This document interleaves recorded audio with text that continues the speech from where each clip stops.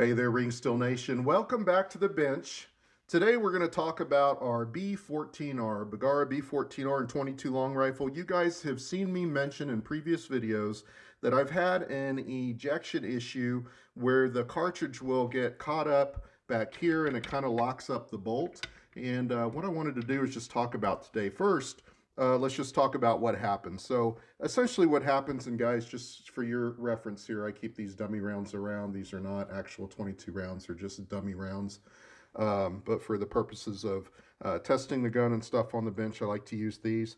But what will happen here is the cartridge will, when you eject it, it'll get caught back in there. I'm hoping you guys can see that. And it essentially just locks up the whole works. So, and then you have to like kind of turn the gun to the side and get it out. So again, what happens is the round will get caught behind the ejector like this here.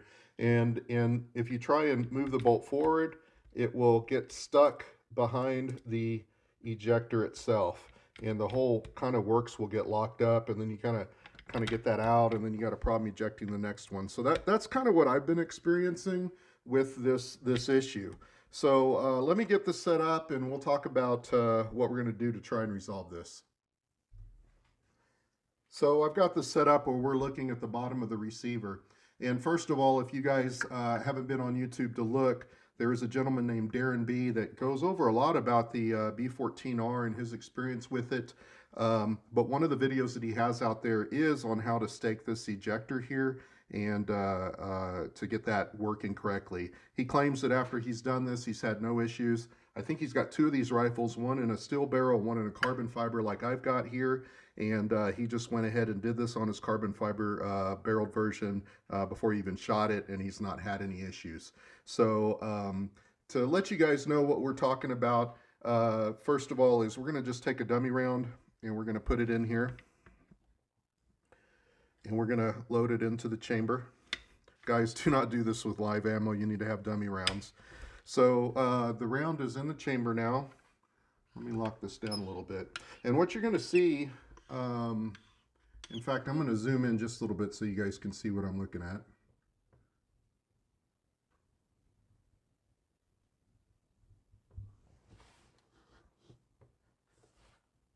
Okay, there we go. And let's just change the... All right, now you guys should be able to see real good. What you're going to see right here, this little piece that's kind of sticking down, it's going to ride into a channel down here. It's going to ride into a little channel down here. And then as the round kind of comes out and slides back, you're going to see it hit that ejector. And then what it's supposed to do is push that out of the clasp on this side and shoot it out to the side, which it has done that. But I think what's going on is this thing is wiggly and it kind of moves around. You can see that moving all over the place there. And so what happens on occasion, I believe, is that when that round comes out, and I don't know that I can force it to do this or not, but when that round comes out, I believe that ejector kind of slides to one side or the other, and it doesn't hit the back of the rim the way it's only very barely touching that rim. And I think if this thing, you know, moves and slides around, it slips around that. It doesn't push the round out of the ejector. And then what happens is it dribbles back behind the ejector and then locks up the bolt. I believe that's what's going on. And I think this is why Darren has staked it. Also, if you check the news groups, you will see that even Bergara themselves, one of their support reps in the United States, on the news groups is suggesting that you stake this ejector. So the purpose of staking it is to take all this extra wobbliness out of it and make it firm in here. If you look at many of your rifles, this is going to be not wiggly like this. It's going to be very firm. Unlike an AR-9, you can actually adjust this a little bit to make sure it's hitting the back of the case properly. So anyway, let's go ahead and do that now. So what Darren's suggesting is that you take a punch and we go ahead and stake this. So I'm going to back out here so you can see a little bit better. And let's adjust our...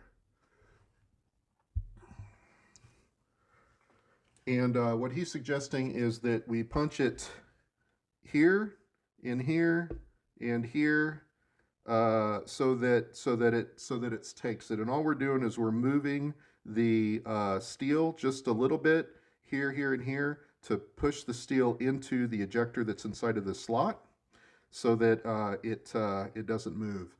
This is no different than staking a castle nut on a AR-15, where you stake it and it'll keep that castle nut from backing out. So just keep that in mind. So I think what we'll do is we'll go ahead and do that. So let's see here. We'll put one here in the front. You want to get as close as you can, and I'm hoping that you guys are going to be able to see this while I do this. Let me try and get this into a good view. So what I'm going to do is I'm just going to stick this tool, which is my punch. I'm going to get close to the end here. I'm going to push down, and I'm going to do this a few times.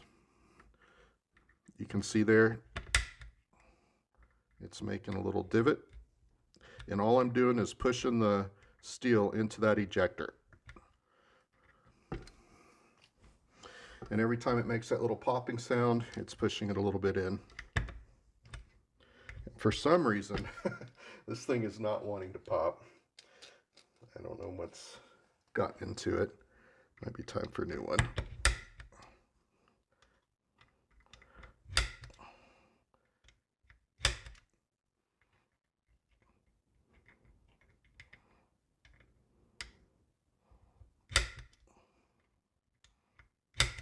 All right.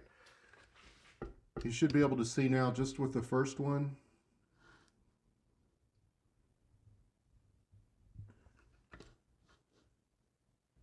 You should be able to see that, and it's pushing the steel in. Now it's still wiggly, so now we're going to do another one over here. I'll try and keep it where you guys can see it.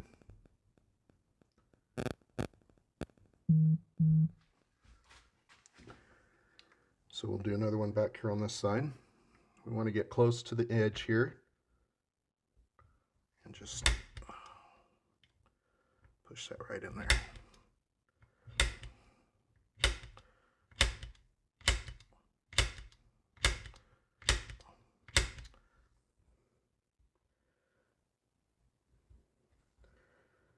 And you can see it's already starting to get tighter here.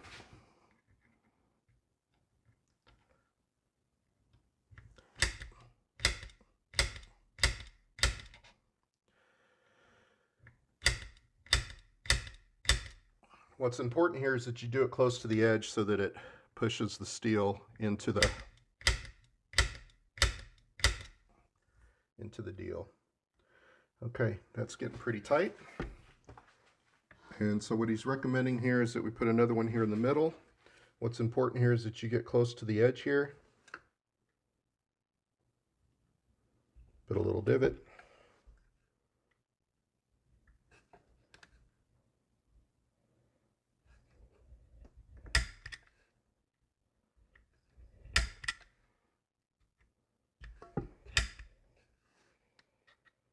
Hopefully you guys can see that. And again, I'm just pushing the steel right into the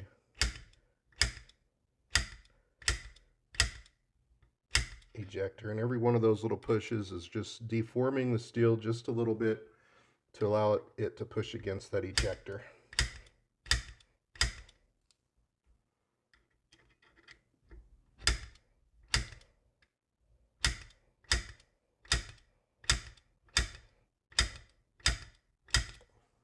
Okay, you can see that it's pushed in there.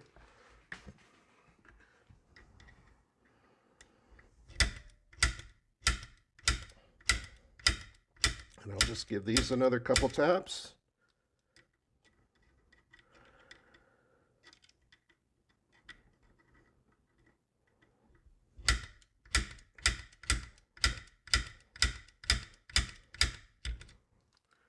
All right, there we go. Now, I zoom in a little bit for you guys. Get close. You can see the little stake marks. And the ejector is now solid in there. It's not going to move at all. I'm going to run the bolt forward and just make sure it's not hitting anything. And it is not. It's smooth in there. Looks good. So guys, that's what he's talking about. I think what we'll do now is we'll go ahead and run some ammo through here and double check and make sure, you know, maybe we'll do 100 of these, cycle about 100 of these dummies through and see if we have any more issues. So stay tuned. Let me get this set up and we'll do that. All right, let's go ahead and do our function test here and see if we have any more issues with the extraction or the ejection. I use these dummy rounds here. I get these on Amazon, but they're 22 dummy rounds. These are really nice for checking function check. One interesting note here, guys, when you buy these, they call them snap caps. Do not snap them in a 22. It will deform the rim and they'll die. In fact, I'm fairly certain it says snap caps, and then if you look at the instructions, it says do not dry fire. So I'm not sure they understand what a snap cap is, but these are great for checking function. Just don't dry fire these inside the weapon. So let me get these loaded up. Okay, there we go. You can see those are all loaded up. So what I generally experience is about 1 out of 50 will hang up inside the receiver and cause that bolt locking issue. So I think what we'll do is we'll run 100 through here and see if we have any issues with it. So I'll just go ahead and run this forward. We'll see them eject, and we'll go ahead and do 100 of these and see where we land.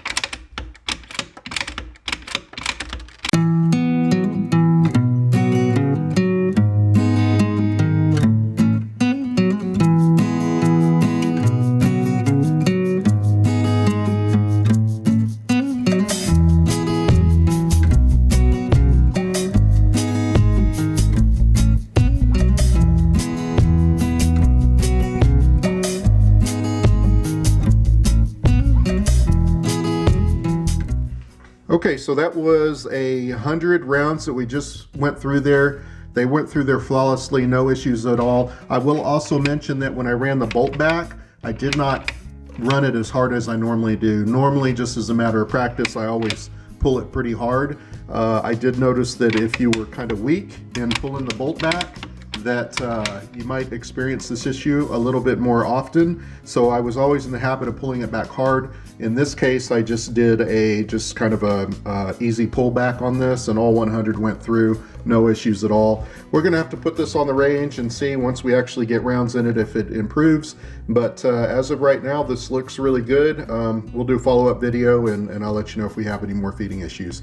Hey guys, thanks so much for watching. If you liked what you saw, please like, share, and subscribe. I'm putting a little image up right now that shows how many people that are viewing this are subscribed and not subscribed. So if you like what you see, let's get those numbers up and get more subscriptions. This helps me with the YouTube algorithm, gets me more views, and helps me to bring you more content. So thanks so much. You guys have a great day.